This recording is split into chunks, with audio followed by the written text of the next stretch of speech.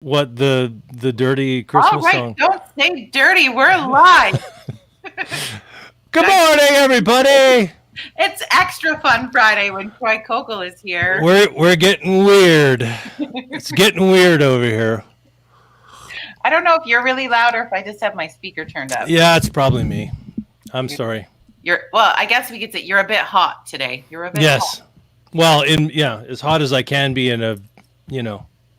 Hey, it's Sweatshirt Friday. You did the right thing. We got this. Okay. We're Well, just going then. to give people a minute to get their coffees and join us. Okay. So this is like the stalling part of the show, really. Okay. Is that better sound wise? Little less loud. Oh, now I turned you down too far. Hang on. Wrong button. Okay, go. Is that better? Yeah. Down. I turned it down a bit. Okay. So I wasn't like screaming in your ear. Well, just if you get excited and start getting really into the conversation, you'll be too. It happens. I'll be just blowing up the internet. So yeah. It is what it is. It's Friday. We're allowed to. How's your coffee? It's good. It's good. I've got my favorite mug. It's your Spock mug. Yes. Yeah. It was a Christmas present many years ago, and it's like my fave. Yeah. It's kind of filthy on the inside, though. A good coffee mug always is. Yeah. Because you don't necessarily wash it every day. No. You just put more coffee. If it's a little nasty, it's good. Yeah. It works. It's sort of like a cast iron pan, right? Yeah. It's got to be a little. It's got to be a bit gross before it's any good. So. I think people. Yeah. Good morning, Kelly. We're a coffee club, Troy. So I feel like all the things about coffee, like we have no judgment to each other. So you're in a safe place. You've been a part of coffee club. That's from time to time. You're here with us as a viewer, so it's fun. Yeah, 100%. It works. It works. Well, good morning and welcome to Virtual Coffee Club. It's Fun Friday, and I'm really excited for my guest today because I'm being, extra intentional in our guests for Friday. I'm bringing on people who I know lead with kindness because we're in the midst of a kindness revolution. And as I posted when I put this link together, is if anyone that I think of that comes to mind that leads with kindness is this guy here, Troy Kokol. I called you the king of kindness. The king of kindness. In my description of you, because you really just are that. You are kind, even when, and I think a lot of people work with Troy because Troy is an award-winning songwriter. He's a singer. He does yoga. Like, you do everything. But even when you're giving somebody a constructive criticism or working with them on a really professional level, you do that in such a kind way. Even if you're like, in your mind, you might be like, yeah, that lyric really sucked. But you're going to be like, okay, this is what this is. Like, when you speak, you exude kindness. Aww. So thank you for being that kind of soul in this world. Well, I always feel too that it's like, and I take this from my own experience, is that I find if you can help someone with kindness, because if you're not kind, I think what tends to happen is that people get hurt, and then they immediately get defensive, and they don't hear what they need to hear. But if if there's kindness, that the message gets across, because we're artists and people, and we all have feelings. So it's like I think it's paramount, to making sure that whatever you're trying to accomplish, that it's being heard. Because otherwise, if there's arrogance or there's sort of a terse tone to how you behave, it's like I've never found that to work real well. It doesn't get you very far. No, at the end of the day. No, it really doesn't. No. So well, and I think you work in an industry where I think we can honestly say the people in the music industry have more feelings. Oh God. I don't know if there's actually more, but there's an interesting sensitivity to someone who is an artist, honestly. And so for sure. Navigating that is different.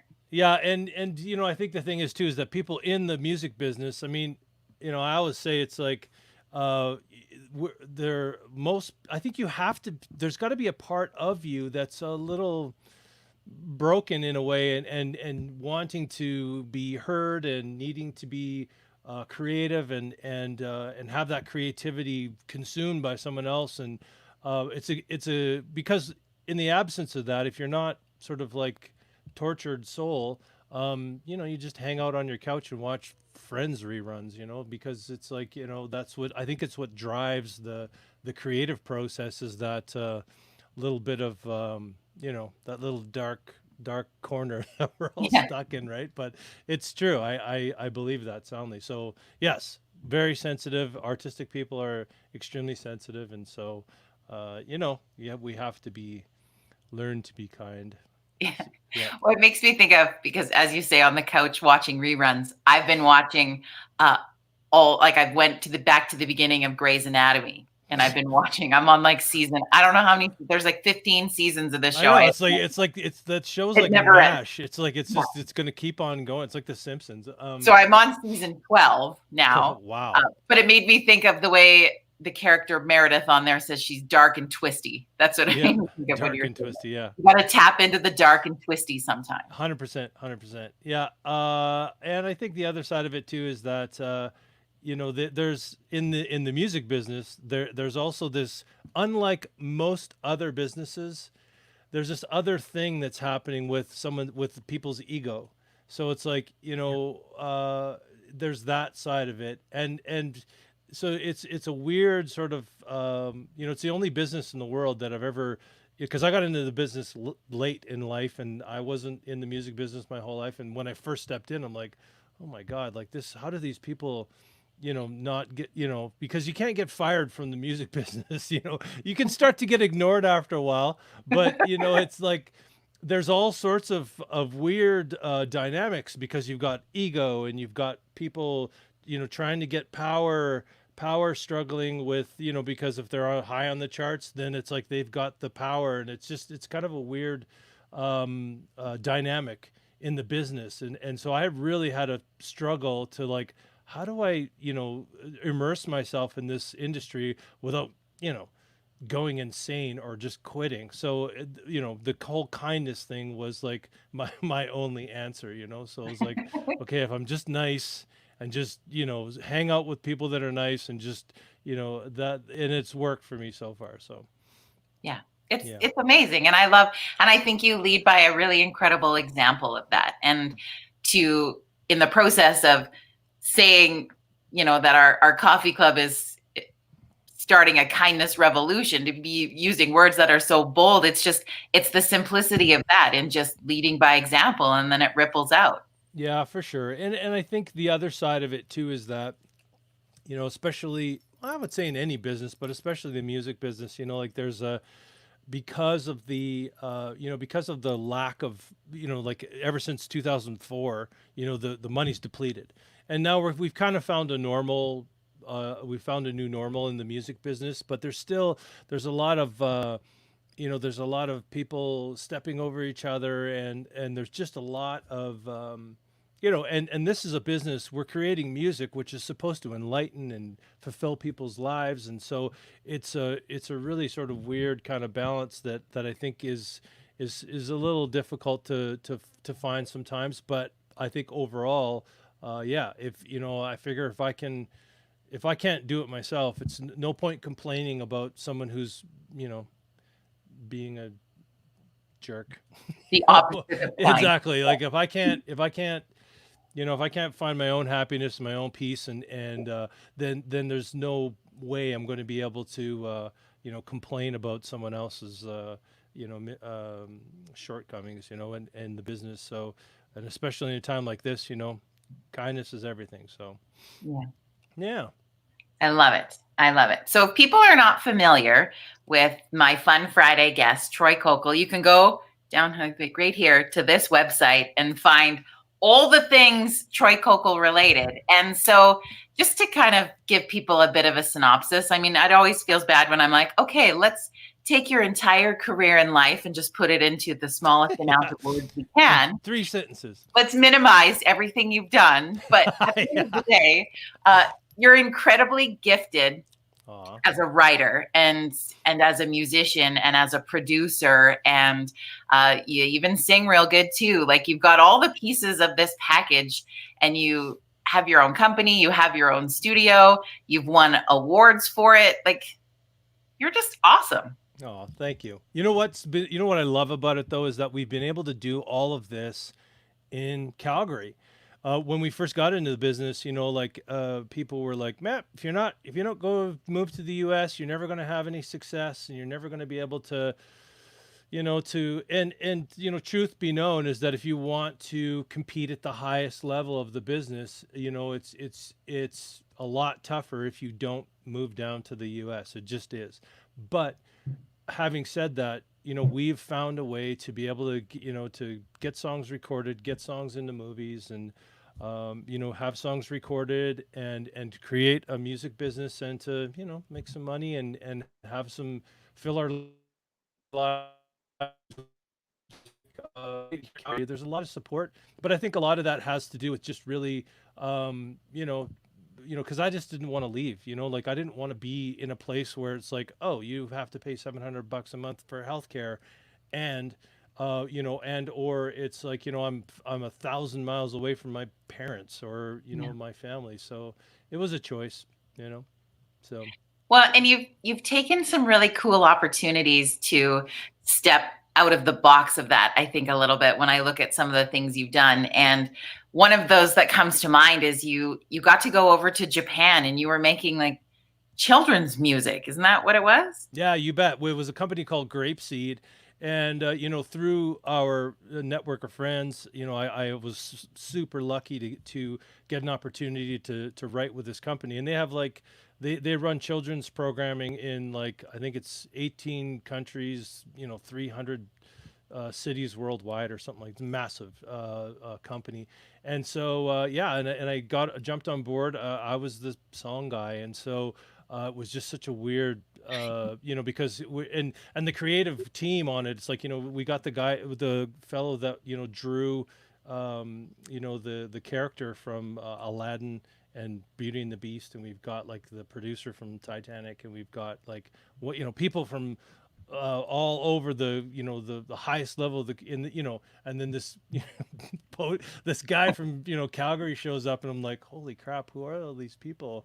um uh and the coolest part of it all is that I was able to understand the true sense of creative humility with those guys, because they're all super humble, and very wise, and yeah, so it was that experience really changed my creative trajectory in a big way, because with those children's songs we have to create them really quickly. So and I was the opposite of that, so it really it was a great learning experience for me. So Well, and just to switch your mind in the type of content alone would be such a big shift too. oh, for sure. And it's children's songs, so it's probably the only job I've ever had that's matched my maturity level. I So was it's like, gonna say, like, as a man, yeah, it's like, the yeah. jump's not that hard, but Yeah, it's like, yeah, exactly. I collect comic books, and it's like there are all sorts of things that I have, yeah, you're drinking and out of Spock's head this yeah, morning. exactly. It's Get it. Get yeah. it. Is that what sort of shifted for you? Because I know the last sort of projects that you've been working on are called stop motion videos. Is that right? Is that kind of where that switch came for you, or where? Because those are so different. Yeah, like honestly, the my own creativity. So because I started out in songwriting and started getting into producing, and I realized really quickly though, if I wanted to produce for other people, I had to get some street cred, and the only way to do that was to like, okay, I'm just going to do my own record and see how it goes, and I'm going to learn, I'm going to make mistakes. And so part of that process was making videos. I did a I directed my first video, and the truth is I was going to do it myself, but I didn't realize, oh, you can't do a animated video in 3 months by yourself. You Oh, need a lot longer. So, but so the stop motion and the animated videos that I have, you can see them, you can check it out at troykokol.com. Like that, all of that was just to support the work that I've been doing, and the work that I do is a joyful thing. I don't try to necessarily, be super commercial with it. More that I'm just trying to like learn. I'm trying to learn about, radio tracking, or I'm trying to learn about publicity, or I'm trying to learn about, the production and the mixing and the mastering, so that I can work with my artists and help them succeed. And I can make mistakes on my own stuff, and who cares? It's my own stuff and it doesn't cost me anything except for my time. And so, but it's also a good promotional tool for me as well. So, Yeah. yeah. It's been pretty cool to watch. And just like, how does this even happen? And then you recently you brought home some more awards from the YYC Music Awards. Yeah, yesterday the organizing committee folks, a couple of them met me because we were in a mutual spot, so I met them there. And there was a songwriter of the year and music video of the year for this year's awards, and I was super honored for that. I mean, one of the things I was kind of blown away by when I first went to the awards in 2018 was the depth of talent that was in the city. Like, I'm in the country music world mostly. And so you don't really understand, what's out there. And then I went to the awards, and I'm watching these rap artists and these R&B artists and these jazz artists. And I'm like, oh my gosh, like I had no idea that there was that much talent in the city. So, just to be a part of it and to take something home, to put on the shelf, to put a feather in my cap, and especially in Calgary, just to have your work accepted in your hometown is super special to me. Yeah. So I'm very grateful for that. Yeah.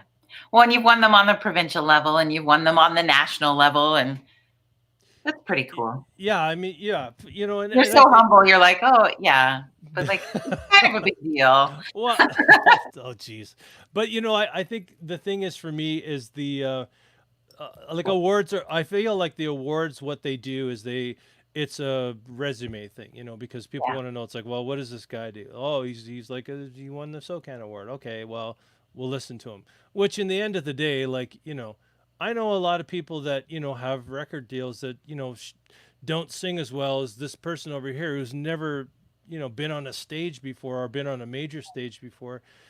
So I understand from my own perspective, it's like awards and accolades don't really equate to like good or not good. So so I try to be realistic about it, but I think the reason too is that I don't ever want to stop learning. I feel like if I get to a place where it's I start believing my own hype, it's like that's when you very quickly stop learning and stop getting better. So I just and I think it's just more joyful, quite honestly. Exactly. So which I love about you, and I think you alluded to that earlier, and when you talked about not leaving Calgary and choosing to do your work from there and build that, is you defined what success means to you. So I remember having that conversation with artists a lot when they would come through back in my radio career, as they wanted this, or like, I'm heading to this. And I'm like, well, what's your actual definition of success for you? Is it this place that this person's been, or is it somewhere else? And once you define what your success level is, it changes for you. Yeah, for sure. And I think the other thing that was sort of heartbreaking for me was that because I got into the music business really late, and I really wasn't sure if I even wanted to do it, because it's like, man, this business is messed up and it's cutthroat, and it's like, and people are freaking miserable, man. Like, for not everybody, but like there's a good chunk. Yeah. Good. There's a good chunk of pretty messed up people, so, and it's whatever, it's the way it is. But I think, just getting into it, from the outset, I just really wasn't sure, if I wanted to, if I really wanted to dive in head first. And so, it's one of those things where, for me, when I was down in Nashville, I realized it's like, man, I don't know if all I want to do is just crank out, sort of like top 40 hits. I'm not sure that that's what I want to do, because when I think about like what would I like when I'm dead and life is done, what would I have liked to have accomplished? And when I made that list of things, the country music thing wasn't even on it.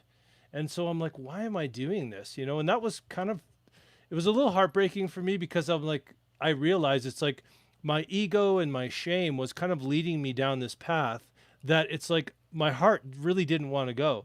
And that was kind of disappointing to me that I had spent, 5 years sort of, doing this thing where it's like I really wanted to do something else. So, and my priorities, were somewhere else, where it's like, where my ego and my fears were, sort of like making me, make stupid decisions, really. And so, I love that. I think yeah, that would be an amazing task for each of us to do.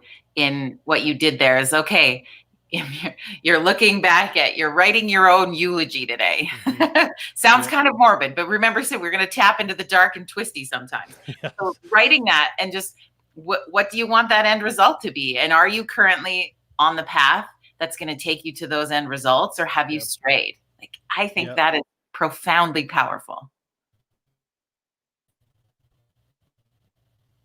I'm like, are you thinking, or did you yeah, freeze? totally. Hello. Yeah, totally. Like, I'm Troy? I'm I'm back. No, yeah, totally. I 100% agree with that. And I think the other thing too is that when I made that list, it wasn't what sort of surprised me when I made that list was like, okay, like you die tomorrow. It's like, what are the things that are on the list? It's like, I had this song, and you can check it out on troykokol.com. I had this song that I had written just for fun, about, Jim Cuddy stealing my wife. And one of the things on my list was like, I wanted to record the song and do a video because I just wanted to do a video. I didn't want to like, it wasn't important for me for people to like, I didn't want anything from it. I just wanted to record the song. And that was on my list of things and I'm like, why the hell am I not making much for, and this was my realization. And this is really what broke my heart was like, the realization is like, why am I not forming my life around the things that I want the most? And it wasn't just the music business that I was doing that. I realized in that moment that I was forming all of my decisions based on ego, shame, and fear. And I was not forming my decisions in my life based on joy, love, and happiness and all that stuff. And so it's like that was a real paradigm shift for me. It was like 2013 or 2014 or something like that. So, but Yeah. yeah, and so it was a big, big, big, big change for me, in my personal life and professional too. So, So how do you stay grounded in that?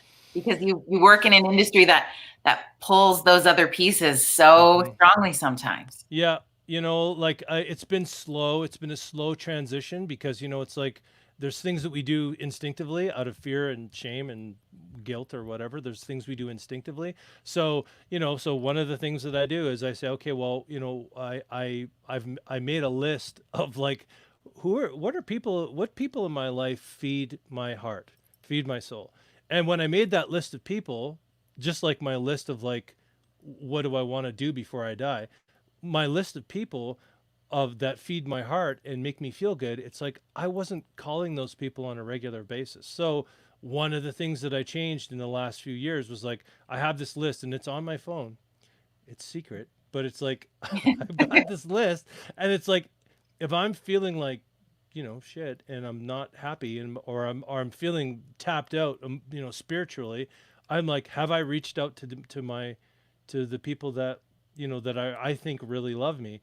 And oftentimes I haven't been. So then, I've been making it a habit to go back and say, oh, I need to engage with these friends and these friends. And that is one thing, but I would say it's a similar behavior in the other aspects of my life. So Yeah. that's kind of how that's how I feel that I stay grounded in that. I also have a list of like things Troy needs to do. The list is called things Troy needs to do to not slowly slip into insanity. So it's like, Oh, yeah. it's That's a like, good title. yeah. So it's like I use that all the time. And it's just things like, not one of the things on my list is to, give. This is one of my favorite little mantras: give as much as you can afford to give away. So one of the things that I used to do is this was an old habit was I would over deliver with an expectation. So I would be giving you something with this hand, And secretly, I had this other hand open with an expectation that you were going to put something in it. And I discovered this, you know, I was opening a door for a lady, and she walked right through and didn't say thank you. And I'm like, hey, what the hell? I just opened the door for you. But then I'm like, whoa, wait a second. So you're opening doors for people so that what? So that they can say that thank you. So really what you're saying is like, hey, love me. And I'm like, oh my God, I had this, sort of epiphany that it's like, this is like the how I behave in every aspect of my life. So that was one thing that, give as much as I can afford to give away. So if someone asks me to do something, my question is like, if I don't get any thanks, any, sort of like pat on the back, any love for it, am I going to be okay? And that really helps me, sort of manage my time, but it also kind of reminds me, it's like, don't create expectations when you're giving stuff. Like if you're going to give it, then just give it, Yeah. So yeah. I love that.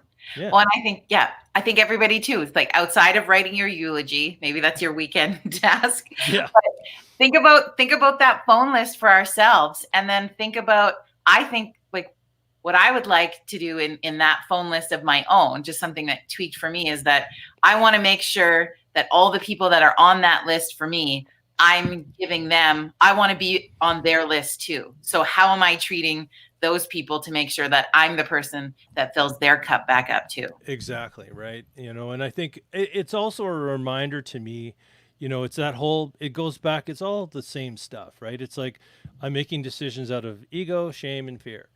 And so it's like, I'm befriending people because it's like I want to be cool and they're cool, and so it's like, or I want to befriend this person because I need to be loved, and so it's like, and they don't know who I am or whatever the case may be. It's like, whereas like I've got this whole list of like amazing people that call me all the time that I'm not ignoring them, but I'm not spending the time that I should be. Like, why am I wasting my time over here when I could be just enjoying things way more with the people that are already here, And I think part of it too is a gratitude check for me, right? It's that, you always, we all want what we don't got, it's like, it's a song for a reason.